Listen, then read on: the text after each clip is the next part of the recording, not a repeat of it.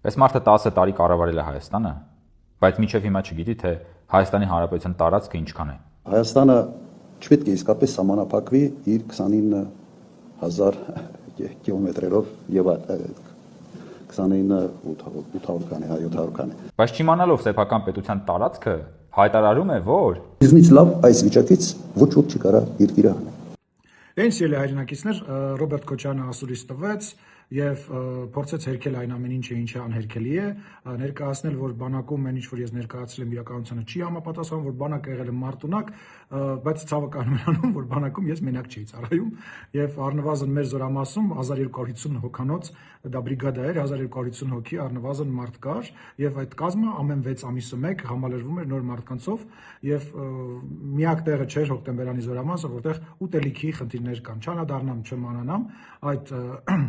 խոսակցությանը, ես չէ որ մեր ժողովրդին, մեր մարդկանց, ովքեր որ ծառայել են այդ տարիներին, պետք է պատմեմ, ասեմ նաև որ Քոչարյանը իրեն թույլ է տվել իմ հասցեին վիրավորանքներ հնչեցնել, ինքը դրա համար պատասխան է տալու, ես հայցով կդիմեմ դատարան եւ ինքը հրապարակայնորեն ինձնից ներողություն է խնդրելու եւ այն գումարը, որ ինքը կփոխհատուցի, այդ գումարից ես գումար կհատկացնեմ, կանանձնացնեմ եւ ծաղիկներ կխոնարհեմ մարտի 1-ի հուշարձանի մոտ եւ հոկտեմբերի 27-ի հուշարձանի մոտ եւ կարծում եմ որ Ռոբերտ Քոչարյանը մարդը որ երբևիցե Հայաստանի Հանրապետությունում ընտրված չի եղել որևիցե պաշտոնի, իրավունք չունի որևիցե հայ մարդու, հայ ժողովրդի ներկայացուցիչի վիրավորի, առավել եւս ինձ, ես ի տարբերություն իրեն ընտրված պաշտոնյա եմ, եթե ինքը խնդիրներ ունի, որ ես ասում եմ, որ ինքը չի ընտրվել երբևիցե Հայաստանի Հանրապետությունում որևիցե բարձր պաշտոնի, կարող է դիմել դատարան, մենք ես մեծ հաճույքով այդ դատական գործի մեջ կներքաշվեմ եւ մենք քննարկենք արդյոք Ռոբերտ Քոչարյանը երբևիցե Հայաստանի Հանրապետություն որևիցե ընտրություն է հաղթել թե ոչ, բայց ես վստահ եմ, որ ինքը այս խոսակցության մեջ չի մտնի։ Փոխարենը ինքը պետք է պատրաստվի հրապարակայնորեն ներողություն խնդրի, ինձանից լավ կլինի նաեւ հայ ժողովրդից ներողություն խնդրի այն ամեն ինչի համար ինչ որ ինքը եւ իր շրջապատը արել են հայ ժողովրդի գլխին իր կառավարման 10 տարիների ընթացքում։ Շնորհակալություն, լավ մնացեք։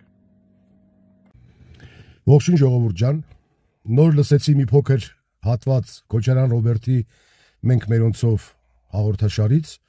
որտեղ նա իր ներածական խոսքում ասում է, որ ընդդիմությունը ունի մեծ շանս, որովհետև ողջ ընդդիմության նպատակը մեկն է։ Լսի Ռոբ,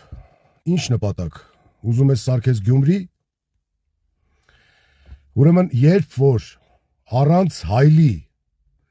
ծոծորակդ կտեսնես, այն ժամանակ կմտածես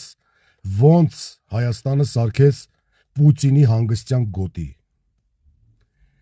Մոռացեք, այն Պուտինի դուդուկի տակ, որ պարում էիք, անցավ, դուք ձեր երգը երգել եք։ Ինչքան ուզում եք փող ծախսեք, դուք ու միլիարդներով, այն մեկ են իրա միլիարդներով, ուզում եք ամեն գյուղում 3 հատ նախընտրական շտաբ սարքեք։ Ամեն գյուղում ունեցեք 150 հոգի աշխատող, իբր աշխատող։ Չի ստացվելու, մոռացեք, դուք ձեր երգը երգել եք։ Էլեսազգը չի լինելու ռուսի ստրուկ։ Մոռացեք։ Շնորհակալություն ժողովուրդ ջան։ Սիրելի հայրենակիցներ, մենք ականատես եղանք հերթական ապօրինությանը, երբ Կտրիշ Ներսիսյանը այս անգամ կարգալույց հռչակեց Գևորգ եպիսկոպոս Սարոյանին զուտ նրա համար, որ վերջինս հանդգնել է վիճարկել Կտրիշ Ներսիսյանի մեկ այլ ապօրինի որոշում իրեն թեմի առաջնորդի պաշտոնից զրկելու վերաբերյալ եւ իր իրավունքները պաշտպանել եւ վերականգնել է դատարանում դատական կարգով։ Իհարկե Կտրիշ Ներսիսյանի համար խորթ է Հայաստանի Հանրապետության քաղաքացիների իրավունքների մասին ցանկացած խոսակցություն, քանի որ իր պաշտպանյալ նախագահների ամբողջ կառավարման տարիներին Հայաստանի Հանրապետության քաղաքացիները զրկված են եղել դատարաններում իրենց իրավունքները պաշտպանելու հնարավորությունից եւ այստեղ նաեւ որոշակի զավեշտ կա եւ իրավիճակը մոտավորապես նման է նրան, երբ օրինակ դատավորը դատապարտի քաղաքացուն զուտ նրա համար, որ վերջինս դիմել է դատարան եւ ցանկացել է իր իրավունքները պաշտպանել կամ վերականգնել։ Եվ հաջորդը թերևս ամենավտանգավորը եւ ամենադատապարտելին այն է, որ ըստ էության Կտրիշ Ներսիսյանը չի ճանաչում Հայաստանի Հանրապետության իրավակարգը, հետեւաբար չի ճանաչում Հայաստանի Հանրապետության սահմանադրությունը եւ հետեւաբար չի ճանաչում Հայաստանի Հանրապետության պետականությունը եւ պետությունը որպես ինստիտուտ։